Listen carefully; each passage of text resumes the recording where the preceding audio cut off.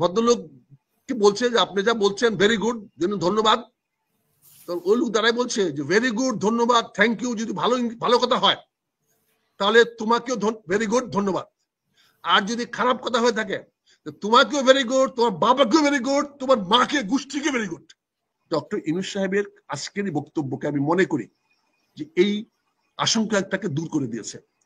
এখন জুলাই আগস্টে আমরা একটা শান্তিপূর্ণ পরিবেশ পাবো, এটা আমার কামনা। আমি কামনা করি, মনে করি 20 বছর 21 বছর 22 বছর বয়সের ছেলেরা এফিডেভিট করে হলো 25 বছর বানায়, আর নাহলে 25 বছর বয়সকে কমায় 20 বছর নিয়ে আসেন, 22 বছর নিয়ে আসেন, কিন্তু তারুণ্যকে সংসদে আসতে দেন। অন্তত 1/4, 4/1 তারুণ্যকে বিনা ভোটে বিনা নির্বাচনে মানে বিনা প্রতিযোগিতা সম্ভব হলে আপনি তাদেরকে সংসদে আসতে দেন, এই সুযোগটা তাদের করে দেন। তাহলে দেখবেন দেশে অনেক সমস্যার সমাধান হয়ে যাবে। আর একটা জাসদ তৈরি হবে না, আর একটা জাসদ তৈরি করতে যেন না। আর আমি ডক্টর কলিমুল্লাহ সাহেবকে যে কথাটা বলতে চাচ্ছি, বিনয়ের সঙ্গে বলতে চাচ্ছি, ছোট ভাই, এভরিবডি, আমাদের সবারই অধিকার আছে আমাদের খোলা মত দেওয়ার। মতামত যিনি দিবেন তিনি কাউকে সন্তুষ্ট করার জন্য দিবেন না, সে নিজে সন্তুষ্টির জন্য দিবেন। আমি যেমন বক্তব্য দিই আমার সন্তোষের জন্য, আমি আপনি বক্তব্য দেওয়ার সন্তোষের জন্য, তাতে কেউ খুশি হয় কেউ অখুশি হয়, এটা গণতান্ত্রিক অধিকার। আমার কথা আপনার পছন্দ নাও হতে পারে, কিন্তু প্রতিক্রিয়া দেখানোটা এটা এটা মনে হয় যে সঠিক না। কারণ প্রতিক্রিয়া দেখালে তো আমি আমার আপনার রাইটটাকে মশিয়া করলাম। আপনার যে কথা বলার অধিকার আছে, সমালোচনা করার অধিকার আছে, এই রাইটটা আমি বন্ধ করে দিলাম। আপনি আমার সম্বন্ধে খারাপ ভাষা, মিথ্যা ভাষা, অসত্য ভাষা বলতে পারেন, এইটাই তো অধিকার, এবং আমাকে মেনে নিতে হবে, যেহেতু আমি বিশ্বাস করি সবার অধিকার দেওয়া আছে। সম্প্রতি আপনি পিনাকি ভট্টাচার্য সম্বন্ধে কিছু বক্তব্য দিয়েছেন, যদিও আপনি মার্জিত ভাষায় সুন্দর ভাষা বলছেন। পিনাকি ভট্টাচার্য কোনো অবস্থাতে আমার পছন্দের লোক না, আমি তাকে ন্যূনতম পছন্দ করি না। তার অনুষ্ঠান আমি আগে দেখতাম না, সাম্প্রতিক আমি দেখি, আগে দেখতাম না।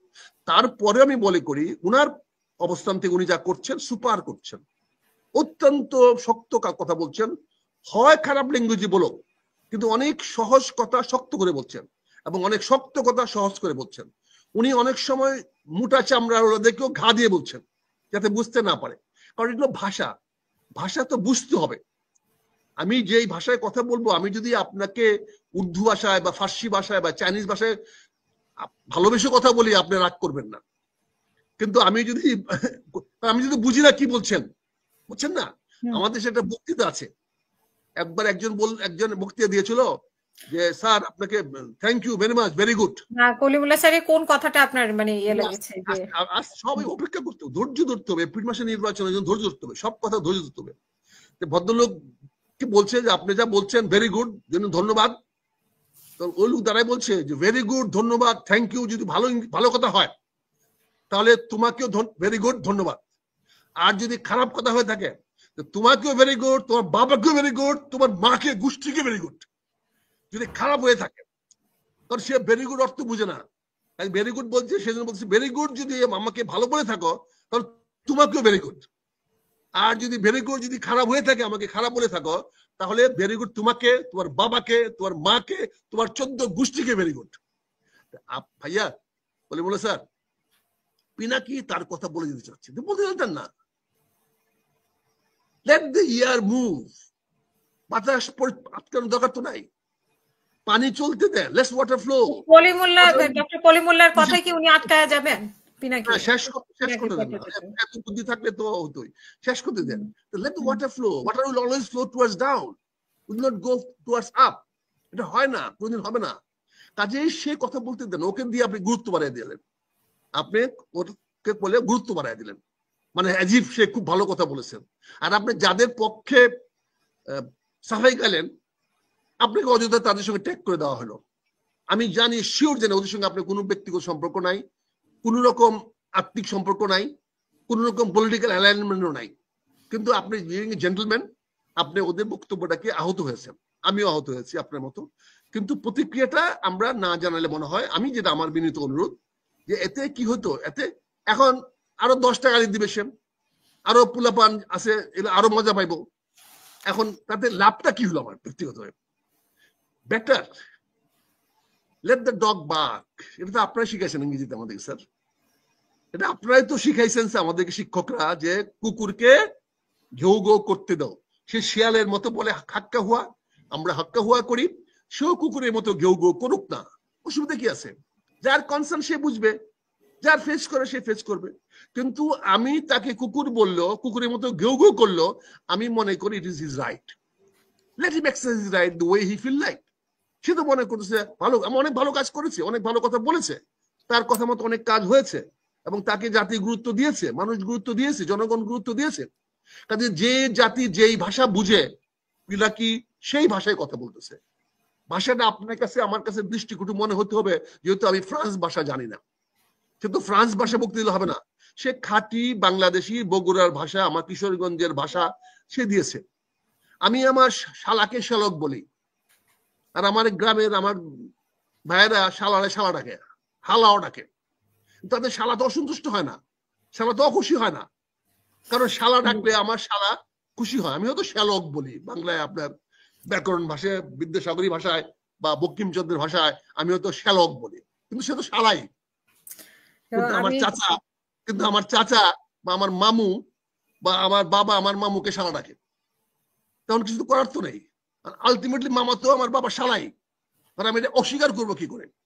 কাজেই আমি এই জন্য বলছি স্যার, আমার মনে হয় এখন ফ্রি স্টাইলের যুগ, স্বাধীনতা ঘোষণা করা হয়েছে, স্বাধীন হয়েছে, যার যেটা খুশি বলতে দেন, যার যেভাবে খুশি বলতে দেন।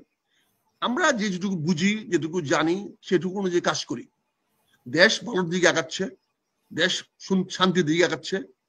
ইউনূস সাহেব ঘোষণা দিয়ে একটা সুবাতাস বয়ে দিলেন, একটা অশান্তি দিয়ে চলে যাচ্ছিল। আমার এখানে একটা প্রশ্ন আছে আপনার কাছে, আপনি আমার সাথে আমরা জুলাই আগস্ট নিয়ে একটা ভয়ের মধ্যে ছিলাম যে আগামী জুলাই আগস্টে কি হতে যাচ্ছে, আগামী 1 জুলাই থেকে দেশে আবার অরাজক সৃষ্টি হবে কিনা, আবার মব জাস্টিস শুরু হবে কিনা, আবার ছেলেরা রাস্তায় নেমে আসবে কিনা, আমরা একটা দুশ্চিন্তার মধ্যে ছিলাম, অনিশ্চয়তার মধ্যে ছিলাম। ডক্টর ইউনূস সাহেবের আজকের বক্তব্যকে আমি মনে করি যে এই আশঙ্কাটাকে দূর করে দিয়েছে। এখন জুলাই আগস্টে আমরা একটা শান্তিপূর্ণ পরিবেশ পাবো, এটা আমার কামনা, আমি কামনা করি, মনে করি। এবং এতে ছেলেদেরও একটা রাস্তা দেওয়া হয়েছে।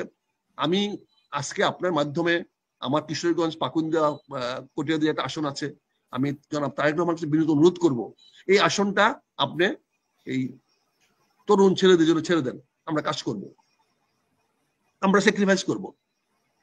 যে কোনো একজন তরুণের জন্য এখানে দিয়ে দেন, আমরা তাকে নির্বাচিত করে সংসদে পাঠাবো।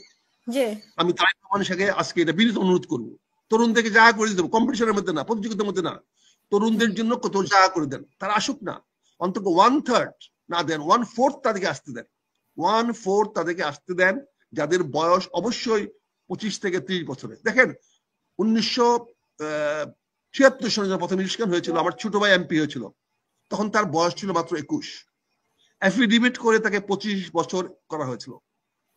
আজকে সৌভাগ্য কিশোরগঞ্জ কটিয়াদি পাকুন্দিয়া তখন শুধু কটিয়াদি ছিল, ডক্টর মনোরঞ্জন ধরকে পরাজিত করেছিল। মনোরঞ্জন ধর ছিলেন একজন জাতীয় পার্লামেন্টারিয়ান, ডক্টর মনোরঞ্জন ধরকে পরাজিত করেছিলেন আমার ছোট ভাই আনিসুজ্জামান খোকন, যখন তার বয়স ছিল মাত্র 21।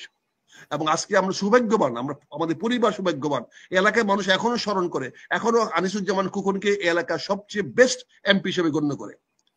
তারুণ্যের প্রভাব ছিল, এখনো সবাই মুরব্বীরা এখনো আনিসুজ্জামান খোকনকে ভালোবাসে, এখন আনিসুজ্জামান খোকনকে এই এলাকার সবচেয়ে চৌকস এবং কি বলে ভালো সংসদ হিসাবে পরিচিত হয়। সে পার্লামেন্টে দারুণ দারুণ বক্তব্য দিয়েছে, তার বক্তব্যগুলো এখনো কোট করা হয়। সেই একমাত্র ব্যক্তি যে সংসদে দাঁড়িয়ে বলেছিল যে মুক্তিযুদ্ধের তালিকা করার দরকার নাই, রাজাকারের তালিকা করে দেন, রাজাকারের তালিকা করে দিলেই হয়ে যাবে, বাকিরা মুক্তিযুদ্ধ। 76 সনে তার এই বক্তব্য বাস্তবায়িত করা হতো, তাহলে আজকে ভিতরে এগুলো আসতে হতো না। কাজে আমি মনে করি আপা যে এই ছেলেদেরকে বিনোদ দেওয়া উচিত, রাস্তা করে দেওয়া উচিত। 20 বছর 21 বছর 22 বছর বয়সের ছেলেরা অ্যাফিডেভিট করে হলো 25 বছর বানায়, আর নাহলে 25 বছর বয়সকে কমায় 20 বছর নিয়ে আসেন, 22 বছর নিয়ে আসেন, কিন্তু তারুণ্যকে সংসদে আসতে দেন। অন্তত 1/4, 4/1 তারুণ্যকে বিনা ভোটে, বিনা নির্বাচনে, মানে বিনা প্রতিযোগিতা সম্ভব হলে আপনি তাদেরকে সংসদে আসতে দেন, এই সুযোগটা তাদের করে দেন। তাহলে দেখবেন দেশে অনেক সমস্যার সমাধান হয়ে যাবে। আর একটা জাসদ তৈরি হবে না, আর একটা জাসদ তৈরি করতে যেন না, আর জাসদ তৈরি করতে গেলে দেশে আবার একটা রক্তক্ষয় হবে। এই ছেলেরা তারুণ্য, তারা কাউকে ভয় পায় না, তারা কাউকে মানে না, তারা নিজের বাবা মাকে মানে না, আমাকে আপনি কেমনে মানবে বলেন? তারা কাউকে মানবে না, না মানাটাই তাদের ধর্ম। কাউকে বড়দেরকে না মানাটাই হলো তারুণ্যের ধর্ম। তারুণ্য কাউকে মানে না, স্রোত বাধা ভাঙ্গায় স্রোতের কাজ। স্রোত বাধাকে ডিঙ্গায় যায়, বাধাকে ভেঙে যায়, এটি স্রোতের চরিত্র। স্রোতকে বাধা বাদ বেঁধে স্রোতকে আটকানো যায় না।